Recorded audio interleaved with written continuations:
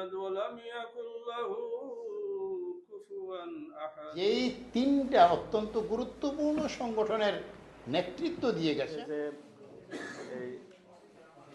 আপনার ধর্ম পালন করা রুবি হক ছিলেন প্রবাসী বাঙালি কমিউনিটির একজন আলোকবর্তিকা, একজন অগ্রপথিক। আজকের এই দীর্ঘ আলোচনায় বিভিন্ন বক্তার বক্তব্যের মাধ্যমে, বিভিন্ন উদাহরণের মাধ্যমে সেটাই প্রতিভাত হয়ে উঠছে। আমরা অকালে তাকে হারিয়েছি। আমরা তার বিদেহী আত্মার শান্তি কামনা করি এবং তার পদাঙ্ক যাতে আমরা অনুসরণ করতে পারি, সেই প্রচেষ্টা আমাদের বর্তমানে এবং ভবিষ্যতে থাকবে বলে আমি আশা করি। Thank you. আজকে রুবি হকের ৪র্থতম মৃত্যুবার্ষিকী আলোচনা সভা, এখানে ওনার গুণাবলী এবং এই কমিটির জন্য যিনি অবদান রেখেছেন বিশেষ আলোচনা করা হয়েছিল। রুবি হকের ৪র্থ মৃত্যুবার্ষিকী আমরা ওনার স্মরণ সভায় প্রথমে শ্রদ্ধার সাথে স্মরণ করি এবং আমরা চাই ওনার কর্মকাণ্ড এবং ওনার স্মৃতিকে ধরে রাখতে আমরা যুক্তরাজ্য ঘাতকরানী মুক্তির একটি বিশেষ ভূমিকা নেব।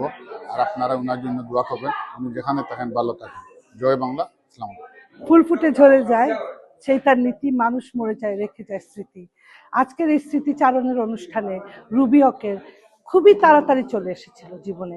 কারণ হচ্ছে যে মানুষ মারা যায় অনেক পরে, কিন্তু উনি চলে গেছেন আমাদেরকে কাঁদিয়ে। একটা অপ্রত্যাশিত, আমরা একটা কি বলবো, আমরা একটা সময়টা আর কি, আমরা অপ্রত্যাশিত না, অপ্রত্যাশিত সময় চলে গিয়েছেন উনি। আমরা অনেক অনেক আমরা কি বলবো সুখাত যে উনার চলে যাওয়ার এই সময়টা আমাদের জন্য সহনীয় না, আমরা সইতে পারছি না এবং পারিও নাই যখন উনি মারা গিয়েছিলেন।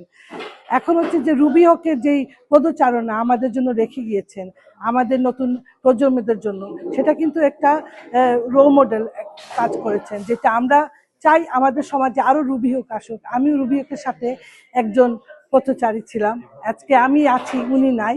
উনি slightly older than me, but আমরা একসাথে অনেক কাজ করেছি, বাংলা শিখেছি, বাংলা গান শিখেছি, আমরা অনেক কাজ বাংলা নিয়ে, আমরা বাংলাকে ধারণ করেছি, আমরা দেশে বেড়ে উঠেছি। তো রুবি হকের যেই কাজগুলা, এগুলো অব্যাহত থাকবে আমাদের নতুন প্রজন্মের মাধ্যমে, এবং আমরা যারা বেঁচে আছি আমাদের মাধ্যমেও বেঁচে থাকবে। আমরা চাই সমাজে এরকম কাজ এরকম প্রচলিত থাকবে, যারা রুবি হকের মতো পদার্পণ রেখে গেছেন সবার প্রাণে, সবার জায়গায় মনে জায়গা করে নিয়েছিলেন। ধন্যবাদ আপনাদেরকে আজকের এই সুন্দর অনুষ্ঠান করার জন্য। আজকে ঘাতক দালাল নির্মূল কমিটির আয়োজনে রুবি হকের স্মৃতিচারণায় আমি এসেছিলাম। যে কথাটা আমি আরো একবার বলতে চাই সেটা হচ্ছে, রুবি হক তার একটা পায়ে সুনির্দিষ্ট স্পষ্ট ছাপ এই কমিউনিটিতে রেখে গেছে। তার জন্ম এদেশে, সে বড় হয়েছে এদেশে, কিন্তু সে একই সঙ্গে তার নিজের মাতৃভাষা বাংলাকে যেমন লালন করেছে, বাংলা সংস্কৃতির প্রতি তার যেরকম নিজস্ব কমিটমেন্ট ছিল এবং সে অনুযায়ী সে কাজ করেছে, আর একই সঙ্গে সে এদেশের লেখাপড়া শিখে এদেশের জীবনকেও ধারণ করেছে। এটাই হচ্ছে আমরা মিলাবো সবকিছু নিয়ে। আমরা যারা অভিবাসী, এই বিদেশে প্রবাসে পরবাসে বাস করছি, আমাদের ছেলে মেয়েদের তাই করতে হবে।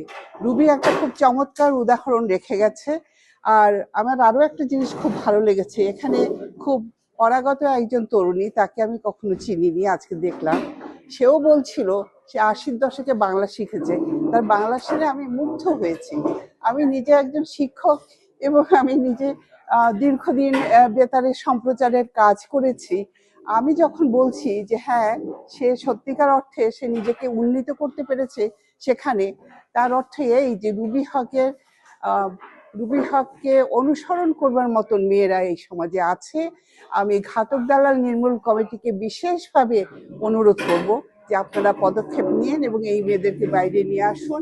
তারা সত্যিকার অর্থে এই দেশ, আমাদের মূল ভূখণ্ড এবং সমাজের প্রতি অনেক কিছু দিতে পারবে। ধন্যবাদ।